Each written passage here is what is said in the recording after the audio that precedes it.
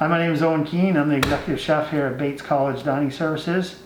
I'm going to be making you cider brine chicken wings. First thing we're going to do is we're going to actually take the whole chicken wing, and I'm going to show you guys how to actually break that down into two different pieces. It'll be easier for people to eat. You have two different sections here.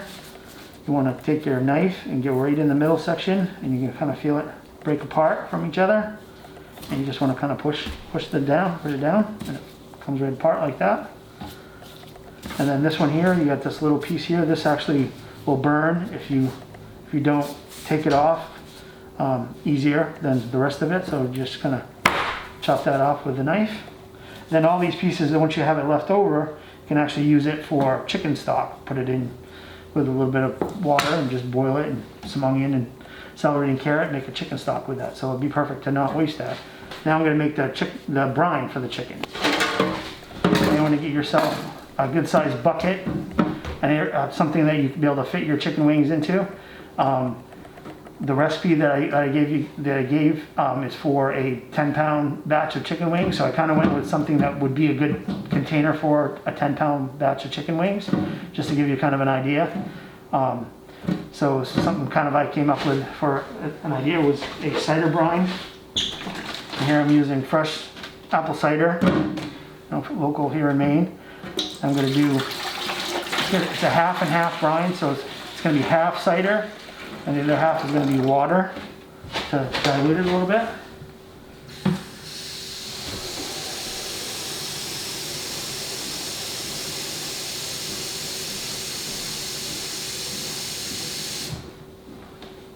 If you were to use just 100% cider, it would just be way too strong, so you definitely want to dilute it with water.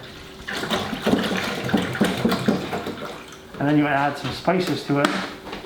So what I add for spices would be some bay leaf.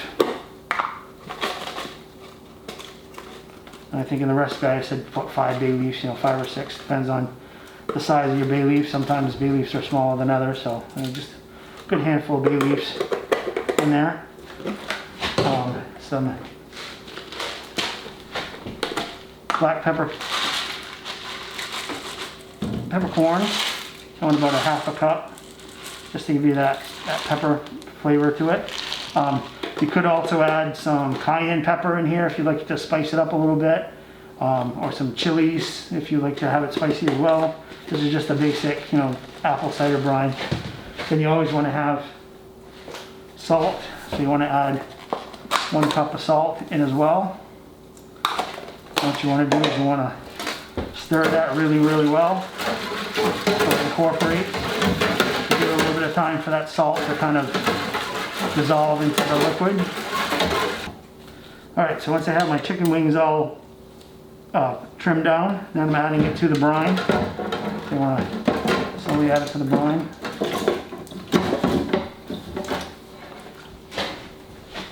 I have a little bit more brine here than I need for the chicken wings. Just for the demo, I didn't quite do as many chicken wings. I'm doing 2 different batches. But now what you'd want to do is get some kind of plate, put down on it, and put it in your refrigerator for at least for 2 hours. Probably it'd be even better to do overnight. Now you necessarily don't have to use apple cider for this. You could do like an orange, or like a lemon.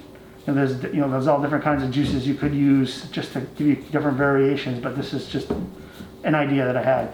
So what you want to do is you want to soak this overnight, or at least a couple hours, and then you want to get your sheet pan when you're getting ready to cook it. What you want to do is before you put it on the sheet pan,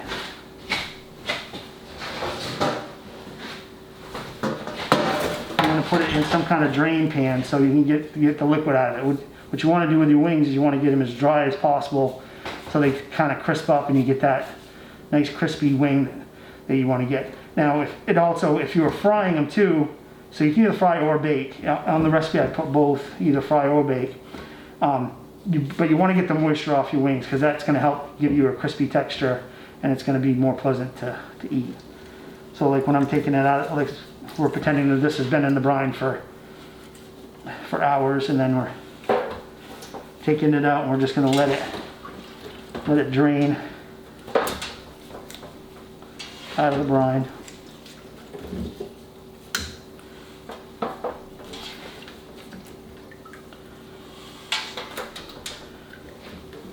You want to try to get all the peppercorns off and bay leaves off, because those will end up burning in your oven. You're going to have a hot oven.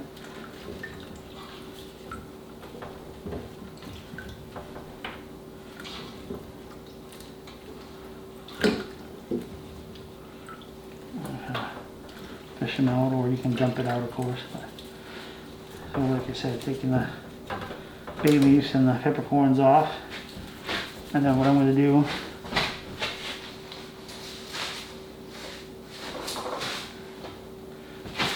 is take some canola spray the pan, and then I'm going to take the wings, and I get some paper towels here. I'm just going to kind of pat the wings dry. And this is going to give you that great consistency that you're looking for.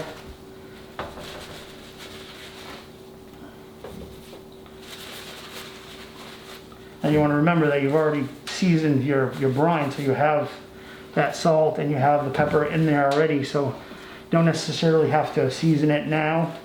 It actually would cook better without having the spices on it.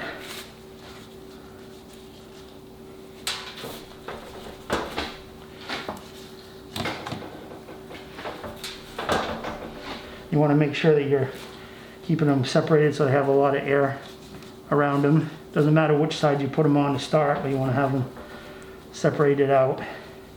So the first 15 minutes, you're going to be putting them in a 450-degree oven for 15 minutes. Then you're going to be checking them about halfway through, turning them over at the 15-minute mark, then cooking them for another 15 minutes. So you want to keep an eye on these. Some ovens vary with temperature, so the sugar from the cider will actually start to caramelize, so you'll get a little bit of that caramelization on them. So the hotter the oven is, the better you're going to get that caramelization.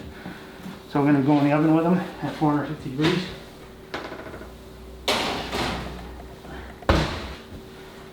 And then they come out of the oven looking like this, all caramelized up. At this point, I would put a little bit of salt and pepper on them, just to give them a little bit on the outside. It's all up to you whether you want to do that or not. Like I said, this is where you could add some cayenne pepper as well into it, just to give a little more kick, or you could toss it in a little bit of hot sauce as well.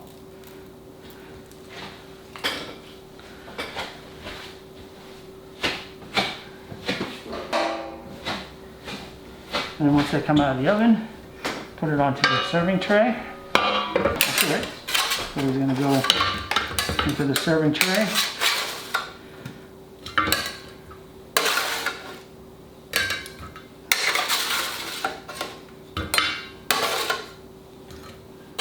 Like so.